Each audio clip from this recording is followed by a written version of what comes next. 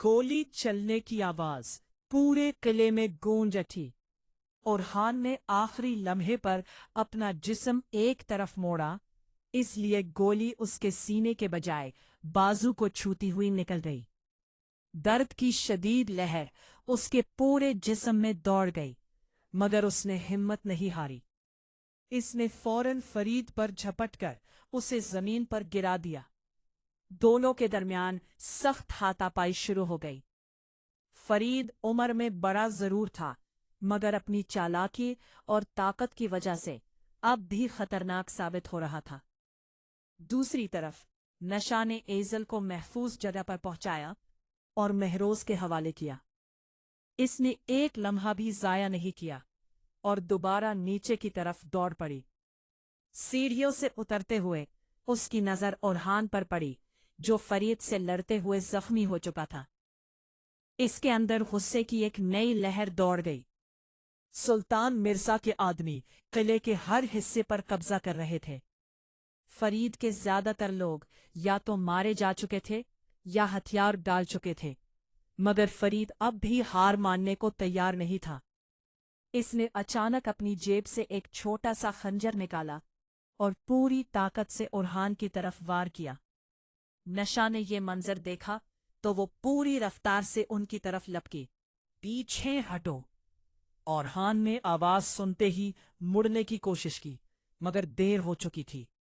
खंजर उस तक पहुंचने ही वाला था कि निशा ने दरमियान में आकर वार अपने ऊपर ले लिया। नुकीला खंजर उसके कंधे के नीचे गहराई तक उतर गया। पूरे हॉल में खामोशी छा गई। ओरहान की आंखें हैरत और खौफ से फैल गईं। निशा! इसकी आवाज कांप रही थी। निशा ने तकलीफ के बावजूद अपने दांत भींचे और खंजर को अपने जिस्म से निकाल दिया। खून तेजी से बहने लगा, मगर इसने जैसे दर्द को नजरअंदाज कर दिया। फरीद हैरान रह गया। शायद इसे तवक्को नहीं थी कि कोई दूसरे की खातिर अपनी जान इस तरह खतरे में डाल देगा। इसी लम्हे निशा ने पूरी ताकत से एक जोरदार घूंसा फरीद के चेहरे पर मारा। वो लड़खड़ा कर चंद कदम पीछे हटा। अगले ही लम्हे निशा ने उसे लात मारकर जमीन पर गिरा दिया और उसकी बंदूक दूर जा गिरी। ओरहान ने फौरन आगे बढ़कर फरीद के दोनों हाथ काबू में कर लिए। सुल्तान मिर्जा भी इनके करीब आ गया। खेल खत्म हो चुका था। फरीद पहली बार बेबस नजर आ रहा था। इसने नफरत से तीनों को देखा, मगर अब उसके पास बचने का कोई रास्ता नहीं था। इसी वक्त किले के बाहर पुलिस और स्पेशल फोर्सेस की गाड़ियों के सायरन सुनाई देने लगे। सुल्तान मिर्जा ने पहले ही तमाम सबूत मुतालिका इदारों तक पहुंचा दिए थे।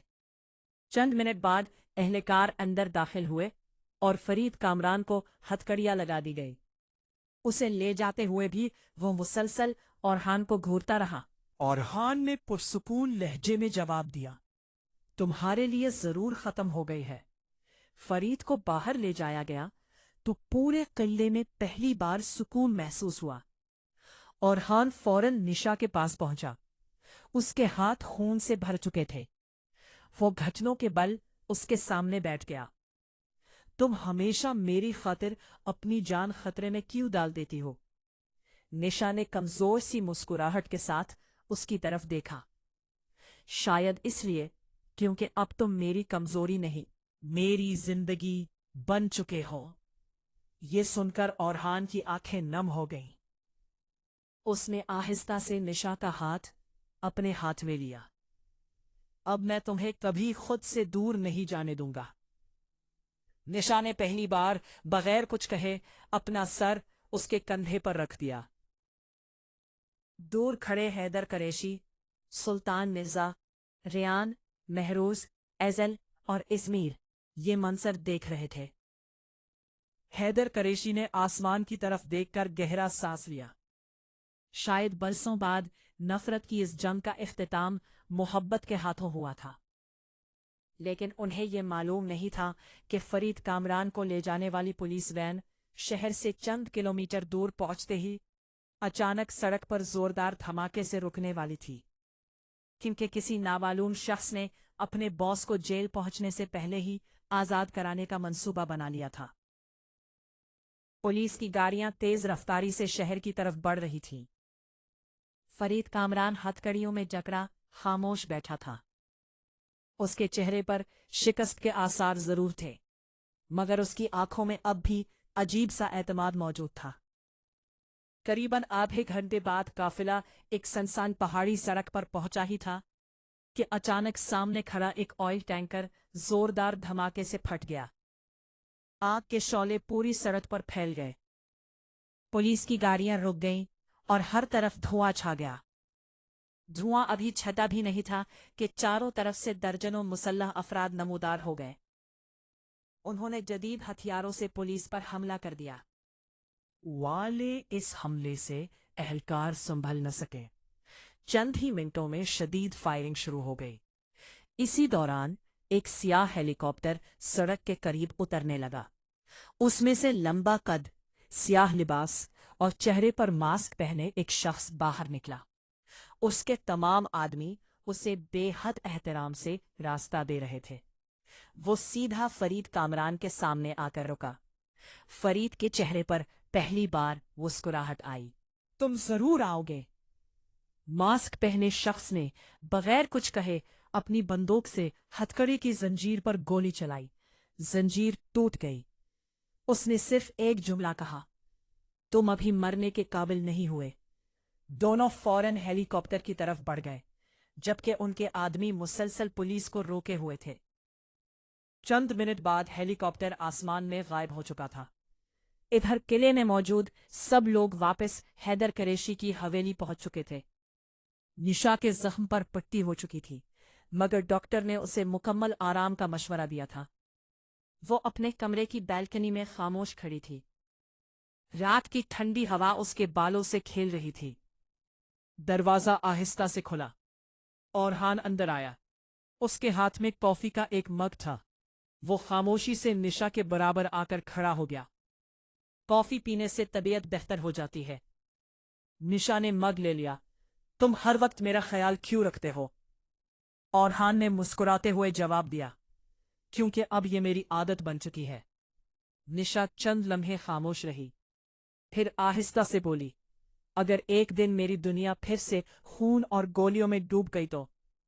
और हान ने बगैर सोचे जवाब दिया, तो मैं भी इसी दुनिया में तुम्हारे साथ खड़ा हूंगा। निशा ने उसकी तरफ देखा। तुम्हें कभी डर नहीं लगता? और हान हल्का सा हंसा। सिर्फ एक चीज से।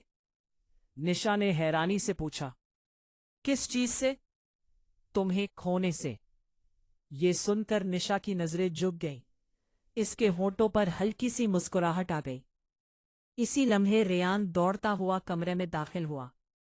उसका सांस बुरी तरह फूला हुआ था और हान फौरन उसकी तरफ मुड़ा।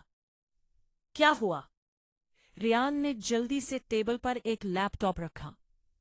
पुलिस हेडक्वार्टर से खबर आई है। फरीद कामरान रास्ते में फरार हो गया। कमरे में मुकम्मल खामोशी छा गई और हान की आंखों में गुस्सा उतर आया। कैसे? रेयान ने वीडियो चला दी। वीडियो में धमाका, फायरिंग और आखिर में मास्क पहने शख्स की धुंधली झलक नजर आ रही थी। निशा ने वीडियो कई बार देखी, फिर उसने अचानक वीडियो रोक दी। जूम करो। रेयान ने तस्वीर बड़ी की। मास्क पहने शख्स के दाएं हाथ पर एक मखसूस निशान बना हुआ था। निशा का चेहरा यकदम संजीदा हो गया। वो ये निशान अच्छी तरह पहचानती थी।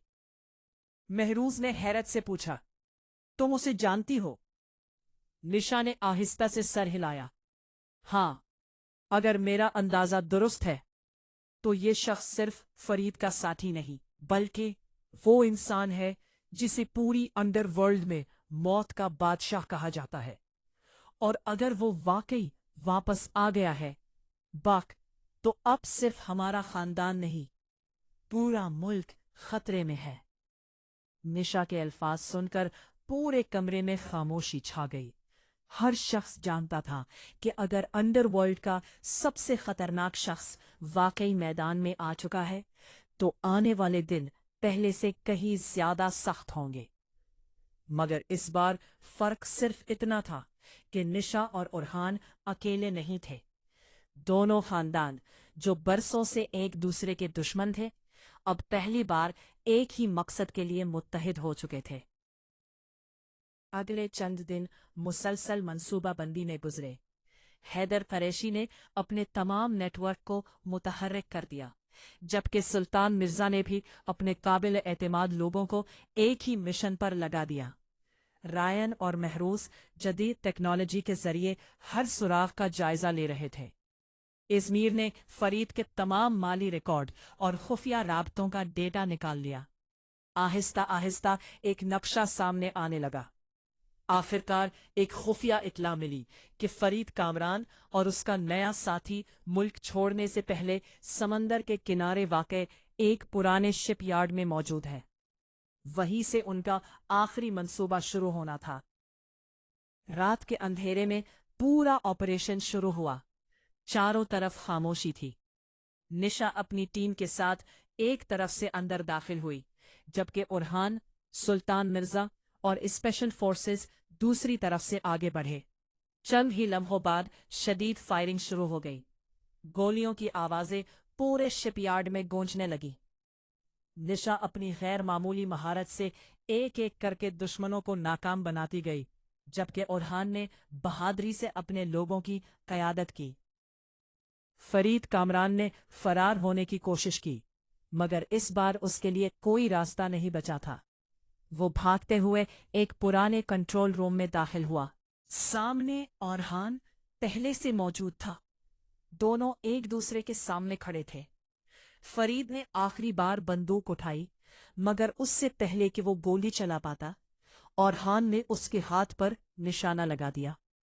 बंदूक दूर जा गिरी। इसी वक्त निशा भी अंदर पहुंच गई।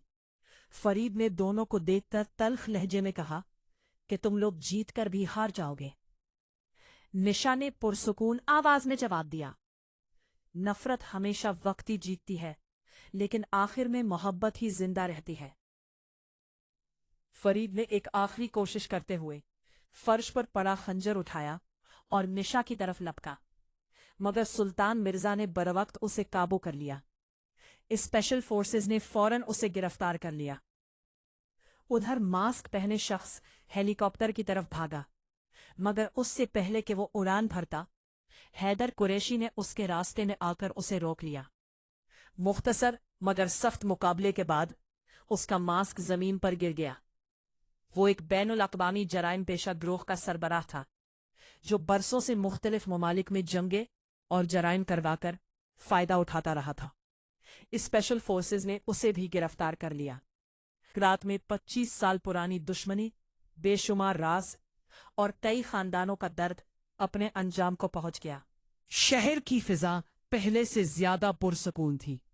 हैदर कुरैशी और सुल्तान मिर्जा ने अपनी गैर कानूनी सरगर्मियां हमेशा के लिए खत्म करने का ऐलान कर दिया। दोनों ने अपने वसाइल फलाही इदारों, अस्पतालों और यतीम बच्चों की तालीम के लिए वक्फ कर दिए।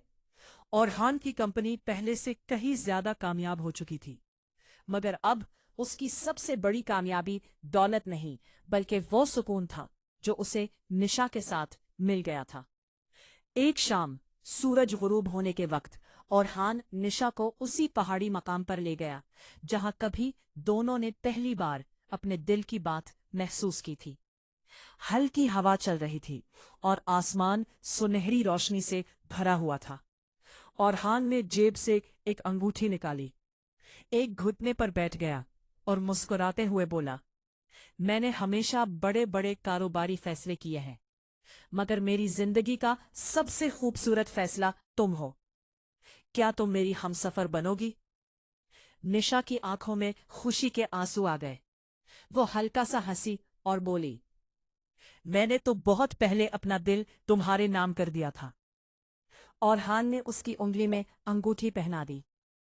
चंद हफ्तों बाद दोनों की शादी निहायत शानो शौकत से हुई। रियान, महरोज, एजल, अजमीर, हैदर कुरैशी और सुल्तान मिर्जा सब उस खुशी में शरीक थे। बरसों बाद पहली बार दोनों खानदान एक ही छत के नीचे खुशी से मुस्कुरा रहे थे। نکاح کے بعد جب سب لوگ دعا کر رہے تھے اور ہان نے آہستہ سے نشا کا ہاتھ تھام لیا، نشا نے مسکرا کر اس کی طرف دیکھا۔ اب کوئی جنگ نہیں، اور ہان نے نرمی سے جواب دیا، اب صرف ہماری زندگی اور ہمارا ساتھ۔ نشا نے سر اس کے کندھے پر رکھ دیا۔ کچھ محبتیں قسمت سے ملتی ہیں اور کچھ محبتیں قسمت کو بدل دیتی ہیں، اور ہان اور نشا کی محبت نے صرف دو دلوں کو نہیں بلکہ دو دشمن خاندانوں کو بھی ہمیشہ کے لیے ایک کر دیا۔